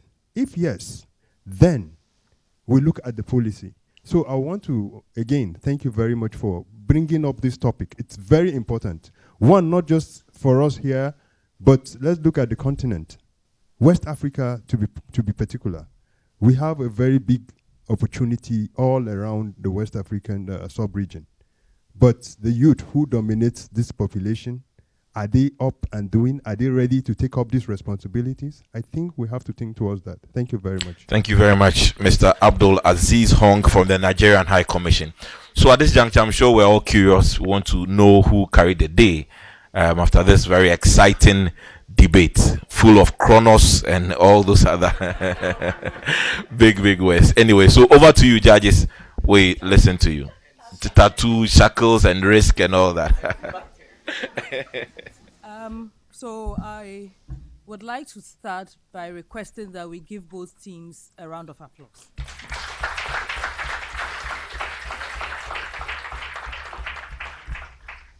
Let's start with who was our best debater. We judge it based on the audience as well as ourselves. So I think you all agree with, actually, who thinks the best debater? Who wants to tell me? Based on the audience reaction, who the best debater is? Esther Nicole. So we know we are unbiased and that you agree with us. And then the fact for the purposes of the records, please declare on your own, yes, as it were, so that when we're taking you to court, we can face you. Is, where's the drum roll? Kronos, can you hear some? Esther Nicole Opoku Adomako.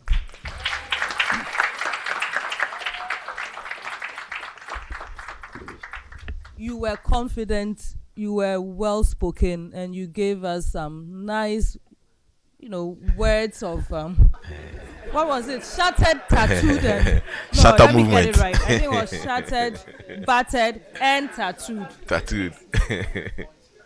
So thanks for the nice turn of phrases. I think you did an excellent job. Very close though was Emmanuel Amwadakwa on the other team as well.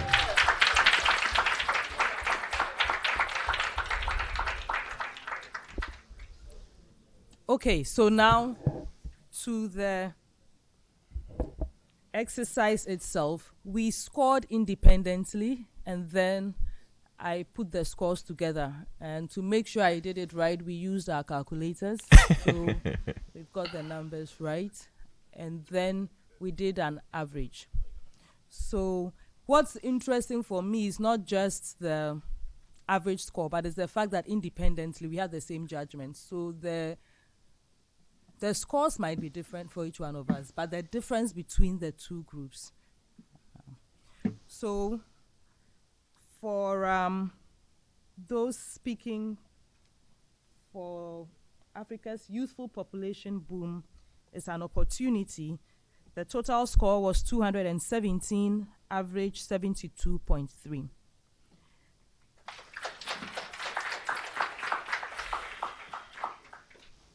Those speaking for risk, total score 222, average 74. So given those figures, the winners of this debate are those who spoke for the motion, Africa's youthful population boom is a risk. Oh, please, let's put hands together for them. Let's put hands together for them. Very well done. So let's also put hands together for our judges. They did a good job. Please put your hands together for them. So we move straight into the presentation of the awards, and we'd like to start first with the first runners up. And to do the presentation for us, would ask Mr. Gabriel Shanika to help us, Deputy Head of Mission for Namibia, to please help us do the presentation of awards to the first runners up. Please join us up front here. Let's do the presentation. Please put hands together for them.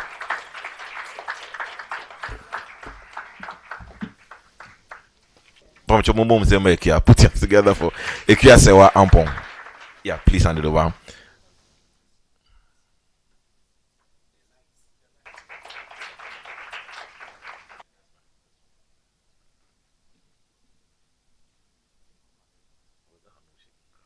And then finally, Emmanuel Amwa Dakwa. Yeah, Amwa Dakwa. Thank you very much. Please put your hands together for all of them. Thank you very much, Mr. Gabriel Shanika, for doing the presentation for us. Yes, you can have some few words, please. So the few words, I think the judge, they said, the risk, they are the winners. Yes. No, the opportunity, you are also the winner. We just have to implement what you agree to do. Exactly. You understand? So then the whole, we have just to change the mindset. And then we can turn that risk into opportunity. Absolutely. Well said. Please put your hands together for him. Excellent. All right. So to do the presentation for the winners, we invite Dr. Anthony Palmer from the U.S. Embassy to do the presentation for us. First, I want to thank the Young Diplomats of Ghana for the invitation. Thank you for hosting this wonderful event. I think I was really impressed with the level of maturity and professionalism that you all demonstrated at this debate. I think with this kind of preparation, you will succeed in this profession, because what happened today is what we would call maybe Tuesday at the office. Right? Diplomacy it's difficult. Okay, it requires you sometimes to go and make arguments where you personally disagree with what you're actually arguing, because it's not about what you think. It's about what your national leaders think. Yeah. Sometimes you're going to have to articulate things that are awkward or uncomfortable, or things that the audience doesn't want to hear. Okay? But you have to be able to make these points without damaging the professional relationship. And so I was impressed that you were able to do that today. I really like this whole Young Diplomats of Ghana organization, because it provides a safe space for all of you to go and develop your public speaking skills, to overcome some of the things you're a little bit uncomfortable with naturally, like public speaking, for example, or working with others. It gives you the opportunity to see real world consequences, at least potential real world consequences for the things that you say, because a remark that might be funny or kind of clever here could end up on the front pages of the national newspaper when you're actually doing this job for real.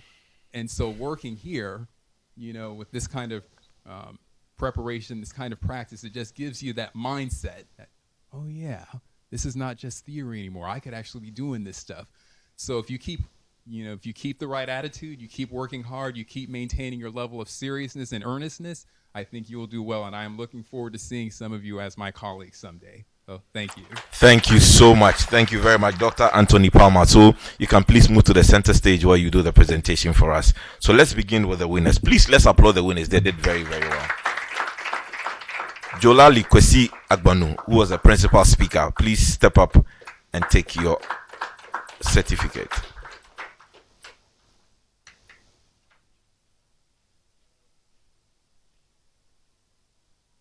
Thank you very much. Esther Nicole Opoku Adomakun.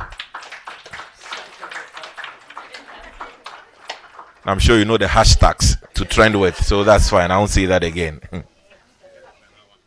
Thank you very much. And then Reginald Ni Odoi, please put your hands together for him.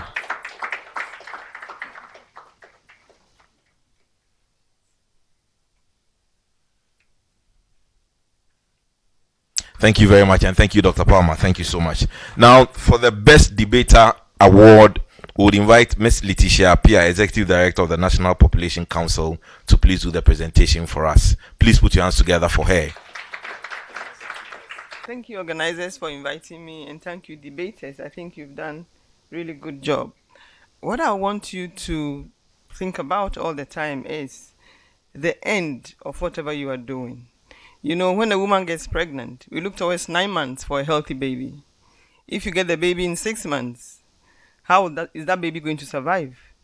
And that is what at times we do to our teenagers or to our youth. We need to nurture them for them to get to the 9 months so that when they come out, they can face the world. But then we try to get them out at 6 months and expect them to do what they have to do, which is difficult. It is good that Africa has youth, but the youth is just the resource. The resource needs to be transformed into healthy human capital. That is only when you can use it. It's just like the ore and the gold. So we are all ore. And then it takes a process where the skilled professional will have to take us through for us to be nurtured. So it is important that we look at it that way. In 1947, the whole world was very youthful. The average life expectancy was 40 years. Why didn't we celebrate that the world is youthful? If it's youthful, so we have a youthful market. Market is about ability to pay, ability to buy. If you earn 500 Ghana cedis and there's a Mercedes costing, even if it's $20,000, how many people will have to come together to buy that one?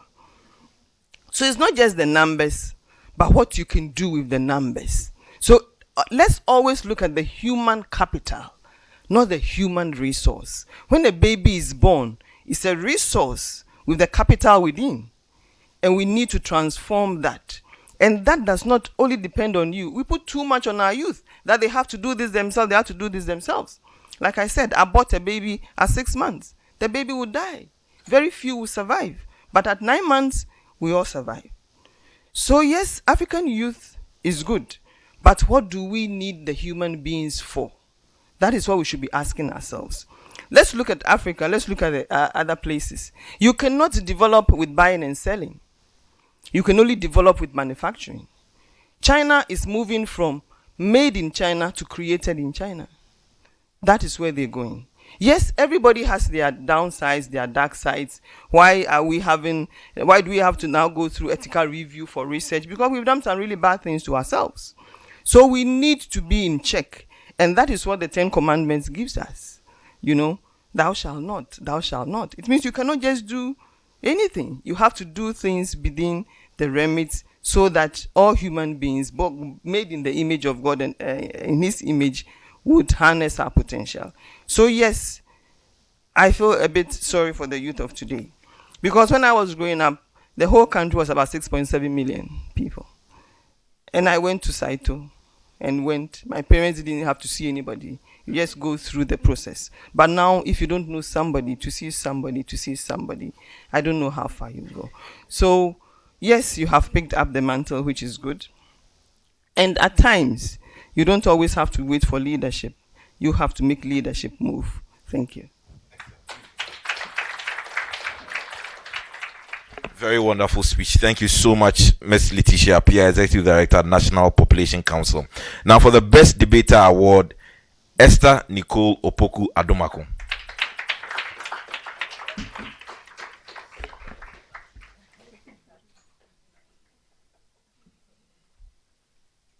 Oh, put your hands together for her. She had the ability to control Chronos, and it has gone in her favor. Thank you very much. Please put your hands together for her. And thank you very much, Miss Letitia Pia, for those very powerful words. Ladies and gentlemen, thank you all for your attention and for your participation.